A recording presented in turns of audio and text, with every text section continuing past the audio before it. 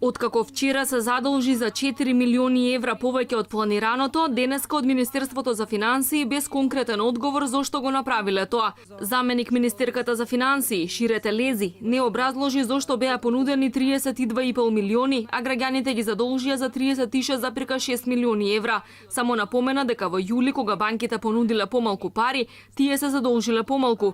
Меѓутоа остана нејасно поради која причина кога побарувачката е поголема, Министерството одлучи да се задолжи со повисока сума, дали можеби им требаат повеќе пари и за која намена. Задолживме 10 милиони евра, вративме 12 милиони евра.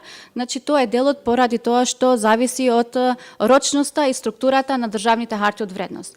Но треба исто така да ви дадам во информација, ако во 2012 година рочноста или пак структурата на портфолиото на државните харти од вредност беа 93% во полза на краткорочните државни харти од вредност и само 7% за долгорочните харти од вредност, сега тоа е 60% во полза на долгорочните харти од вредност и 40% на краткорочните харти од вредност.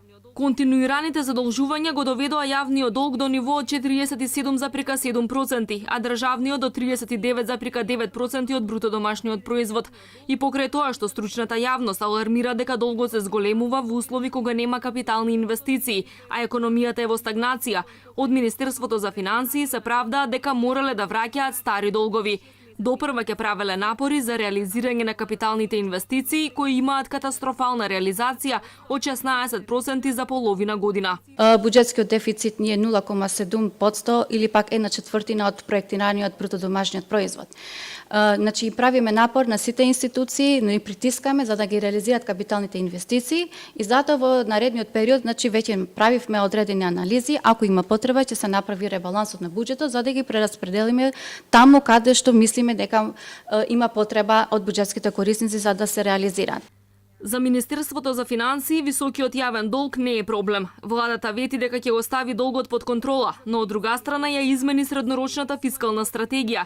Ако во декември лани предвидуваше јавниот долг да достигне 53,5% од бруто домашниот производ од 2020-та, сега си даде поголема комоција да се задолжува повеќе, односно до ниво на долг од скоро 55% од БДП.